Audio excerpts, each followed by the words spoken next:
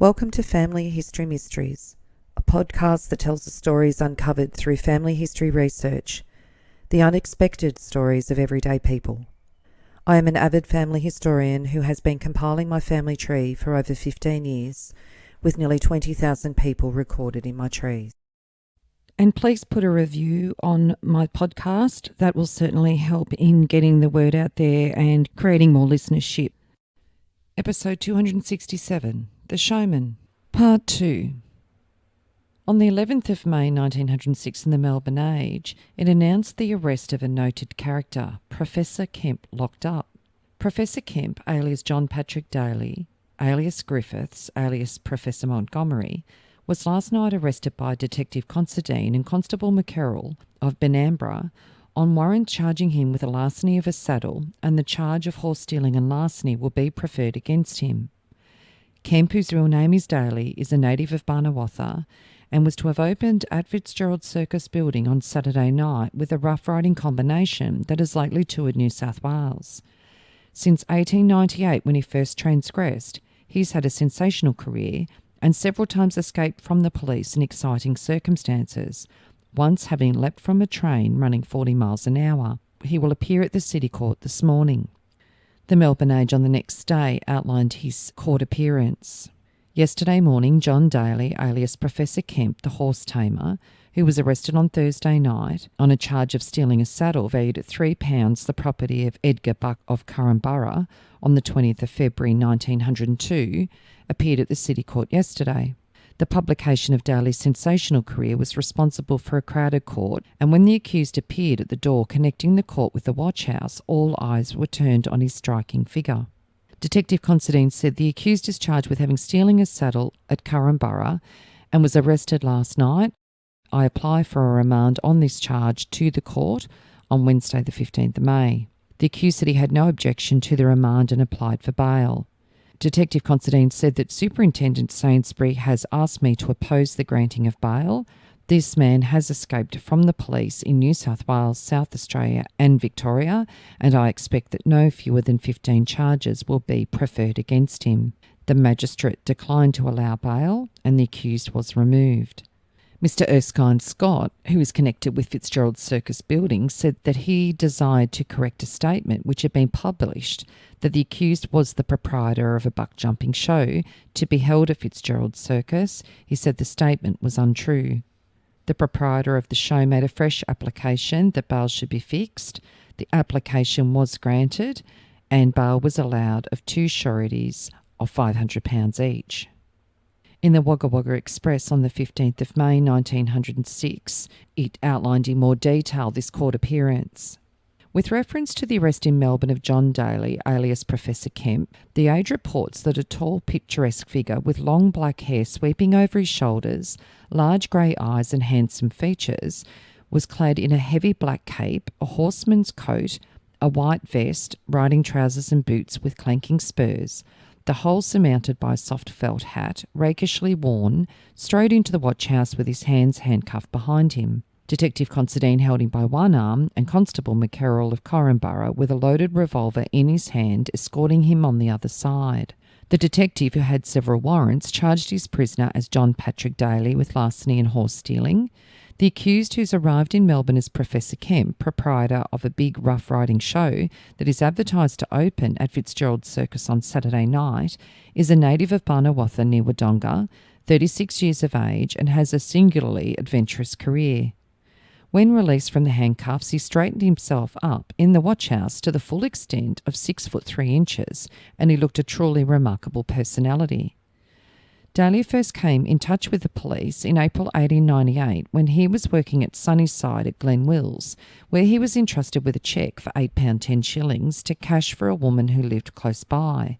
He never returned with the cheque, and with him disappeared the horse's saddle and bridle of the engineer on the station. He then rode to Omeo, 22 miles away, and picked up a grey pony mare belonging to a dealer, rode her through Midimida to Bathanga, where he left her with a man named Lee, and picked up another grey pony mare closely resembling the one he left. That night he stayed at the police station as a guest of the local constable. He then went to Barnawartha and called on his parents, who are respected settlers of that district. Then Detective Considine, then a constable, interviewed him concerning the pony as it had been reported stolen. Daly showed the pony he had and explained that it must have been mistaken, as it was his own and the other pony, which had not been reported, and on this plausible explanation he was allowed to go. Some days afterwards, the racing pony Daisy Bell, the property of a brewer at Chiltern, was missed, and a fine horse was stolen from Rutherglen shortly afterwards. At the same time, Daly disappeared from the district. Sergeant Orwood of Rutherglen and Constable Considine traced Daly to New South Wales, where at Lockhart he was racing Daisy Bell under the name of Griffiths. Senior Constable Glennon of that place went to the house where Daly was lodging and, dismounting, tied his horse up to the fence while he went inside to execute a warrant for his arrest. Daly, with the calmest unconcern, walked out the back door, round to the front and mounted the constable's horse and rode off, waving an impressing farewell with his wide-leafed felt hat. Constable Glennon, securing a horse from the farmer, took a shortcut through the bush and intercepted Daly some miles along the road and covered him with his revolver. Daly, a superb horseman, sent his horse straight at a wire fence, and though he got over it, he severely injured his ankles as the horse came down with him on the other side. The constable again covered him and, throwing him a pair of handcuffs, made him put them on and then took him to the township and locked him up. Here the prisoner feigned madness and, being certified insane, was sent to the Kenmore Lunatic Asylum, from which he made his escape in a week. He was then traced through Tabletop, where he'd been scrub cutting, and then to Cootamundra, where he was recognised by a schoolfellow. Considine heard of his whereabouts and got on his track, but Daly, who'd evidently learnt of his danger, stripped himself on the bank of the Murray, swam across the stream in flood and went to the home of a friend on the other side, who clothed and sheltered him and obtained his clothes from the opposite bank. For some time he was kept by friends in the district, and he was next seen near Shepparton carrying his swag. Nothing more was heard or seen of him until 1902, when he appeared at Corumburra as Professor Montgomery, the celebrated horsebreaker. He gave exhibitions of horsemanship that caused the young bushmen of that place to fairly apotheose him. There was nothing in the way of an equestrian feat that he could not accomplish. On one occasion he had 6 broken, unhandled colts yarded, and to show his mastery over them, rode them barebacked without a bridle, one after the other. He then formed a class and guaranteed for 2 shillings and 6 a head to teach the youths to ride in one lesson as well as he could himself. At a given time, a large band of young fellows got up in most approved horsey style and turned up to have the lesson. They got a lesson, for the professor had gone away with their half-crowns and, in addition, a slashing fine hack, the property of a prominent resident. Later in the year, Daly was arrested at Delegate, close to the Victorian border, by Constable Rankin, who'd been sent over to identify him. Constable Rankin took him to Tumut, en route to Melbourne, but in the train, which was running at about 40 miles an hour, Daly, who'd gone to the lavatory, jumped from the window and escaped. He next went north to Queensland, where he was said to have performed some hair-raising escapes from the police. A little back he was seen and recognised by Constable McCarroll of Corumburra, who was down on leave and who reported Daly's appearance to Superintendent Sainsbury. Detective Considine was detailed to arrest him. The accused admitted his identity. His manner is quiet and unassuming, quite in contrast with his theatrical appearance. So on the announcement of his bail being allowed, on the 12th of May 1906, in the Melbourne Argus, Fitzgerald Circus building placed an advertisement in there by business manager E. Erskine Scott. Tonight at 8, Wesley Castles is in a position to announce that bail has been forthcoming and that wild colonial boy Professor Kemp has been released from custody and will positively appear tonight. Daredevil Kemp and his wild Australian buck jumpers, a mammoth bill of sensational novelties, with Miss Kemp, the outlaw queen, world champion Lady Rough Rider, who will forfeit a substantial sum to anyone who will produce an outlaw that she cannot ride.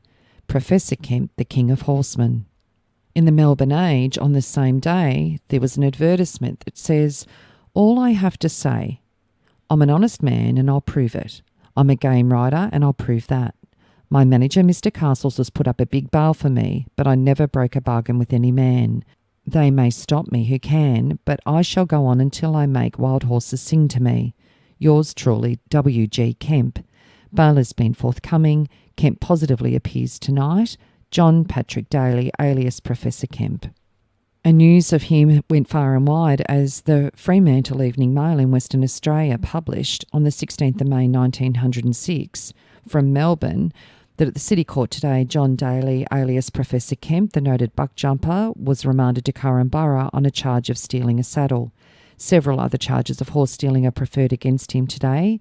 Daly comes from a wealthy family and was being educated for the priesthood when he fell into the hands of police many years ago. And then in the Launceston Examiner on the 17th of May 1906, it reported that John Patrick Daly, alias Professor Kemp, appeared on Saturday night at the Circus building at Princes Bridge to an assembly of close to 5,000 persons.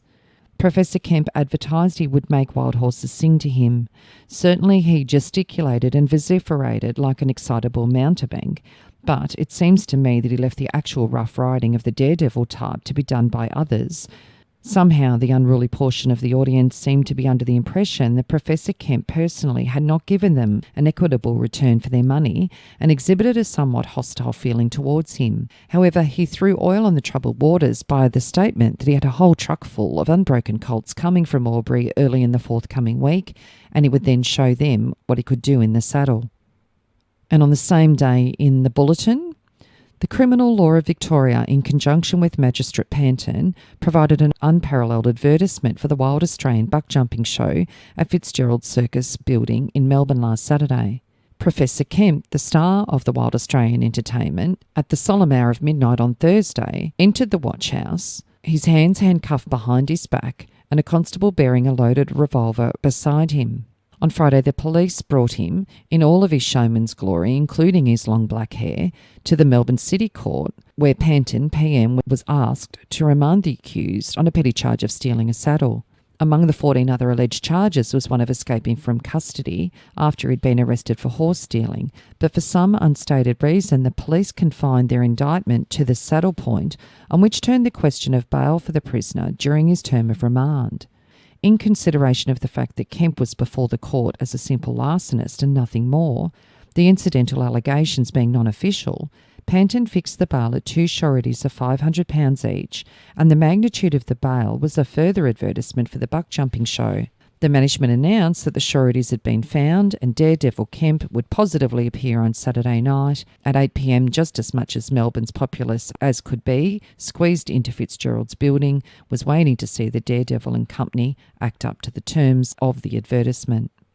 Then there was a follow-up with the remand. So on the 18th of May 1906 in the Sydney Australian Star, it reports that at the Melbourne City Court on Wednesday, John P. Daly, alias Professor Kemp, the buck jumping rider, was charged with having stolen a saddle valued at £3, the property of Edgar Duck of Korumburra, in February 1902. Detective Considine applied for a remand to the Korumburra Court on the 25th of May. It was granted, bail being fixed at £100. Daly was removed from the court and then immediately rearrested on a charge of having stolen a chestnut horse at Great Northern near Rutherglen on the 14th of April 1899.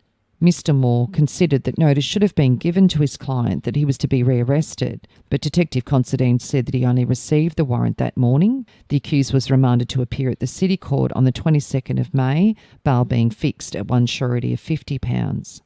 A charge of having stolen the racing mare Daisy Bell, the property of Alfred Bartley at Chiltern in April 1899, was then preferred against Daly. Detective Considine said, in addition to this charge, the accused is wanted for horse stealing and larceny as a bailee at Omeo and horse stealing at Bethenga. A remand was granted until the 22nd of May, bail being allowed in 1 surety of £50. Then in the Melbourne Australia Asian on the 19th of May 1906, it gives another account of his big show that he did after he was out on bail. And it says, a man with the past was a star attraction when Mr. Wesley Castles opened his buck jumping exhibition, which may be appropriately called the Wild North Show, in Fitzgerald's Circus building on Saturday. Professor Kemp, who, like Colonel Bill Cody and Colonel Carver of America, wears his hair in ringlets, is alleged to be the man with a past. He's identical with the one Daly, a professor who's graduated in the High School of Nature, otherwise the Bush, and followed his natural raiding impulses with a daring that was certainly picturesque, but which unfortunately the prosaic law does not tolerate. So Professor Kemp, or Mr. Daly, was out on bail, and it was difficult to say which was the attraction that crammed the circus with a curious and expectant audience. The Mr. Daly who'd rivalled transpontine drama in leaping from a railway train at full speed to escape from the police, or Professor Kemp, who was to make wild horses sing to him. Kemp or Daly, Daly or Kemp, he boomed the show and pervaded it always. When he was doing nothing, which was rarely, he was talking, and when he was doing almost everything, he was still talking.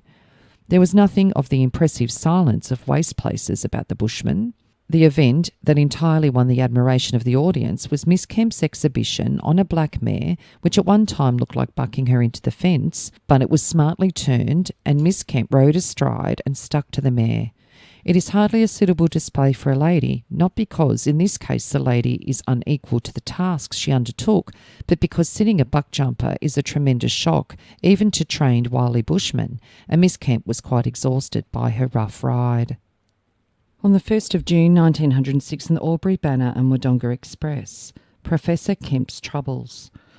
At the Corranborough Court on Friday last, John P. Daly, alias Professor Kemp, was charged under the name of Montgomery with the larceny of a saddle from Percy Edgar Birch, a horse dealer at Corranborough in February 1902.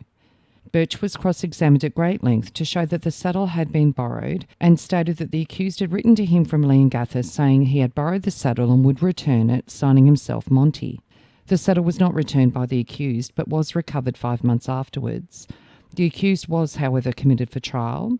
The charge of larceny of 2 shillings and 6 from C.C. Buchanan was struck out, with the prosecutor not putting in an appearance. On the 16th of June 1906 in the Rutherglen Minor and Howlong and Waggunya Times. At Chiltern, the arrested horse tamer. The police court was crowded on Wednesday when John Patrick Daly, alias Professor Kemp, on remand from Melbourne, was charged with having stolen the racing pony Daisy Bell, the property of Mr. A. Bartley of Chiltern, and a black mare belonging to James Knight of Great Northern on the 14th of April 1899. A great number of witnesses were examined, including members of the New South Wales Police Force. Very few of the witnesses could identify Mr. Bartley's mare as the one Daly was alleged to have had in his possession in New South Wales, while in the matter of the horse stolen from Mr. Knight, the only evidence of the existence of the horse was a number of bones in which the informant had. The accused was committed for trial at the Benalla Supreme Court sittings on the 2nd of August, bail being allowed in 2 sureties of £50 and self in £100. Mr. E.H. Burrows became bondsman. And in Queensland, there was a report of his appearance at his buck-jumping show after he received bail. And it says there was some amount of interest, being excited by the intimation that the picturesque Professor Kemp himself would make his reappearance. He was greeted by a round of applause, which he acknowledged in silence, merely bowing to the audience instead of talking, as he was prone to do. Good display of performances were given by Miss Kemp and the rest of the Rough Riders, and a wild bullock created a diversion by climbing out of the yard and doing some smart dodging amongst the audience, with no harm being done. On the 28th of June 1906 in the Bendigo Independent, Daredevil Kemp buck-jumping show. Our readers will doubtless note with interest the announcement in our advertising columns regarding the opening on Saturday night of Professor Kemp's buck-jumping show at Hills Horse Bazaar next to the City Club Hotel. Professor Kemp, as is publicly known, is identical with John Patrick Daly, or Daredevil Daly, the man who caused a recent sensation in Melbourne. The critics were unanimous in declaring him a marvellous horseman. He's accompanied by the wonderful Miss Kemp, who's caused scarcely less sensation by her marvellous riding of buck-jumpers. A team of 18 buck-jumpers and several other noted riders accompanied the show. Professor Kemp, it may be mentioned, is 34, in the prime of life, and has never been beaten in a contest, and does practically all of his riding in a 6-pound saddle without knee pads. And in the Echuca Riverine Herald on the 13th of July 1906, Professor Kemp, the notorious horseman, otherwise known as Daredevil Daly, has been drawing immense crowds at Fitzgerald Circus building in Melbourne, is now playing to packed houses in Bendigo, and will open here next Thursday the 19th with a big team of noted riders and 18 head of outlaws and buck-jumpers. However, he didn't appear in Echuca without incident, as on the 25th of July 1906, the Melbourne Age reported from Echuca that at the Echuca Police Court this morning, John P. Daly, otherwise known as Professor Kemp, of buck-jumping notoriety, was charged with using insulting words to Constable Steinfort in the execution of his duty. The case arose out of a disturbance on the opening night of Professor Kemp's performance in Echuca when the professor sought to eject a man from the arena. During an argument that ensued, Kemp returned to the ring and stated that the John, meaning Constable Steinfort, was a mug and of no assistance to him. He then ordered the constable out of the arena, remarking that the John had not paid for admission and that his uniform alone protected him. He had met many policemen but never came across such a mug before. The magistrate advised the withdrawal of the charge, although he stated that the constable was justified in bringing the case to court. Mr. Mueller, who appeared for Kemp, said that if this were agreed to his client would apologise to Constable Steinfort. This being done, the charge was withdrawn. And on the 10th of August 1906 in the Benalla Northeastern Ensign, John Daly, alias Professor Kemp, one of the most celebrated buck jump riders and horsebreakers, was arraigned before Judge Eagleson and a jury at the Benalla Court on charge of having, on the 14th of April 1899, 7 years ago, stolen a racing pony known as Daisy Bell, the property of Alfred Bartley, a brewer, residing at Barnawartha, and with having received the animal knowing her to be stolen. The accused pled not guilty. Mr. Leon, who prosecuted, opened the case and said that the prisoner is charged on 2 counts: stealing a mare called Daisy Bell, the property of Alfred Bartley, on the 14th of April 1899, with having received the mare knowing her to have been stolen. The facts of the case can be compressed into a very small compass. First of all, it will be proved that Mr. Bartley had a mare branded DD on the shoulder as well as a star on the forehead. The mare at the time was in training. She had other marks, 2 white hind feet, and was a dark chestnut. As far as the identity of the mare is concerned, that won't come into discussion. Bartley had the mare on the 13th of April 1899, and the following day she was gone. On the 14th of June, 2 months afterwards, the mare was brought back to her owner by the police. I'll prove to you that the prisoner was seen about Rutherglen and Chiltern in April 1899, and during the same month the prisoner brought the mare to a blacksmith's at Pleasant Hills in New South Wales to give her a shod. This blacksmith knew the mare as Bartlett's, having known her from a considerable time before. 6 weeks after Bartley lost the mare, Constable Glennon of Howlong arrested the prisoner and found 2 animals in his possession. The mare, Daisy Bell, was handed over to Constable Pye. She was then given to a constable's son and finally was in the hands of Constable O'Neill of Benalla, who gave her to Constable Considine to hand her to the owner. It clearly appears that Bartley had this pony mare, which was found in possession of the accused. It will also appear that the prisoner was in the locality where the mare was kept and when she was found to be missing, and I'll prove that within a few weeks after the prisoner is seen with Bartley's mare in his possession, a few miles on the other side of the River Murray, and using the animal as his own property. Then again, the accused's own conduct precludes the matter from being investigated there and then. According to law, if a person is found in possession of property which is stolen, he has to show how he came by it and to give such an account of the matter as will satisfy men of intelligence and understanding that his statements are reasonable. However, the mare was taken from the accused and up until now he has not explained his position.